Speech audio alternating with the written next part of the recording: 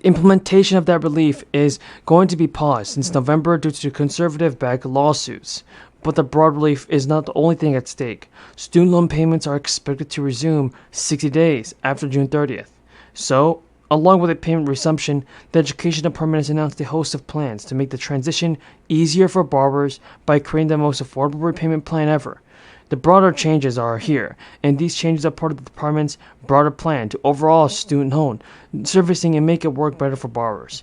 But whether any of those things can effectively happen largely depends on whether Congress gives federal student aid enough money. But Biden's budget requested $2.7 billion for the federal financial. Biden's budget requested this money and a $620 million increase over the 2023 spending level. In the budget Congress approved last year, it did not allocate any increased funding for federal student aid. And the Education Department said that Biden's latest student request is essential to borrowers and students. Biden has previously said he's willing to negotiate with Republicans this fall over the budget, but with House GOP lawmakers already suggesting their cuts to student loan forgiveness programs, it would likely raise the debt ceiling. It's unlikely they would end up boosting the federal sun. We have a ton of news about the fourth stimulus check, Social Security benefits, SSI and SDI. Continue watching this video because you definitely don't want to miss out on this information. We got a ton of news for you guys, folks, so continue watching. The lawmakers in several states have pushed to expand estate tax credits. There are currently two plans that could send billions of dollars to low income. The Biden administration is planning to take a major step toward helping Americans benefit from this Democratic climate law. And many advocacy groups say that state tax credits are more crucial now, as many low-income families are struggling just to financially recover from this. The federal government expanded its tax credits to send advanced monthly payments to the low income.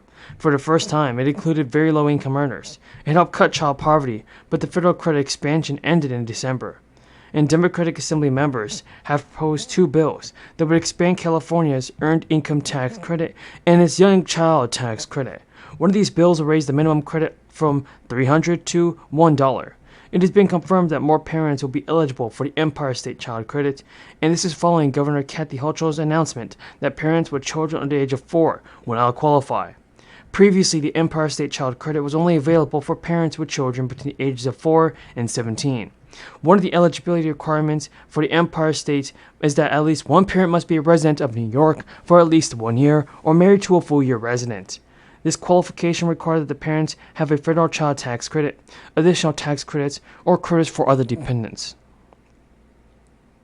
And if you claim the federal child tax credit, then know this: the amount of the Empire State Child Credit is the greater of 33% of the portion. Other child care items in this budget deal include implementing new comprehensive programs to ensure high-quality, affordable child care, just to help so many Americans out. So many of you guys may be entitled to extra stimulus checks this month, and millions of people will see a big benefit increase for the month of May. Yes, folks, stimulus checks are on the way. So you want to continue watching this video to see what President Biden, the Democrats like Nancy Pelosi, are saying about the fourth stimulus check. No doubt about it, May is going to be a pivotal month for the Supplemental Nutrition Assistance Program. That's called the SNAP benefits. The program currently helps more than 41 million people avoid food insecurity. And as America's biggest anti-hunger initiative, SNAP was expanded to help the country cope with the crisis. And now that expansion appears to be winding down, which might indicate a shift toward a new stage in the ongoing public health emergency.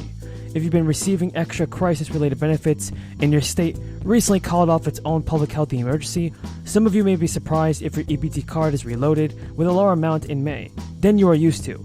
Other people might learn this month that they're eligible for extra benefits for the first time. There will also be others who won't see any changes in their benefits at all. The maximum monthly benefits will be the same in May, as they have been since last year when Biden approved the largest COLA in SNAP history. So, here is the most that the SNAP program will pay to a family of 4 in the month of May.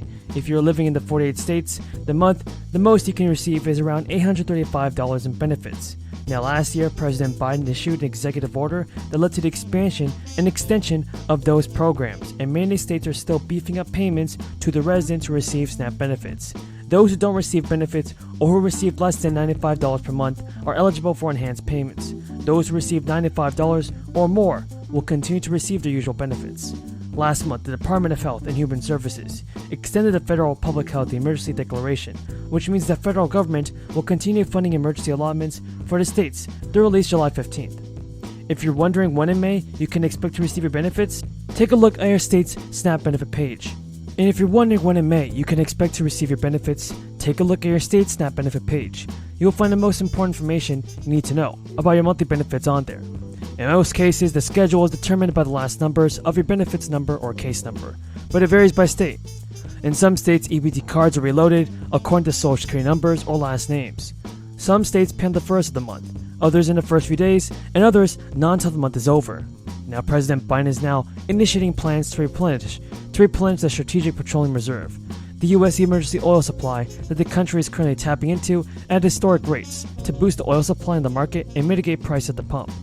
And the Department of Energy announced today that it's beginning a buyback process with a call for bids to repurchase 60 million barrels of oil. Gas prices were already high before the crisis, which sent prices at the pump hurtling upward even more. The call for bids from companies will take place in fall 2022, and it's intended to bolster the nation's reserves for future years.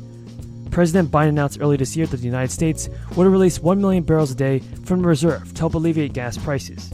In its news release announcing the plan, the Energy Department noted they expect oil prices and demand to be significantly lower after the fiscal year 2023, although it remains unclear how long gas prices will stay above an average of $4 a gallon nationally. Folks, that's all the news about the fourth stimulus check that I want you to know. If you have any more questions about the fourth stimulus payment, leave them in the comments. Great to be here, Mr. President. Thank you for including me today. And to our friends at United Performance Metals, congratulations. Not often you get the President of the United States coming to your shop floor. Looked like you cleaned it up a little bit for him, too. I walked in and said, you could eat off this floor, and one of the workers said, don't try it. But you could, right? Listen, it's great to be here. This compact that we're talking about today, the Additive Manufacturing Forward, AM4 compact, is a great idea because it's going to help create more jobs here in America. I appreciate that GE Aviation, Honeywell, Lockheed Martin, Raytheon, and Siemens Energy have now decided to make a conscious effort to focus on U.S. suppliers. It sends a strong message, by the way, all around the world, to our allies and adversaries alike. As some of you may know, Congress is in the middle of trying to conference, which means find a resolution between differences of a House and Senate bill on competitiveness. In fact, just this past week, we finished all of the preliminary work on it. We're going to conference next week. I'm one of the conferees for that legislation. It's about competitiveness, and it would complement the AM Forward Pact that's being announced today. All the more important that we get it done. By the way, innovation is where manufacturing happens. Let me give you an interesting statistic. Since 2003, U.S. R&D expenditures in China have grown 13.6% annually on average, but in the United States, just 5% on average. We got to turn that around, don't we?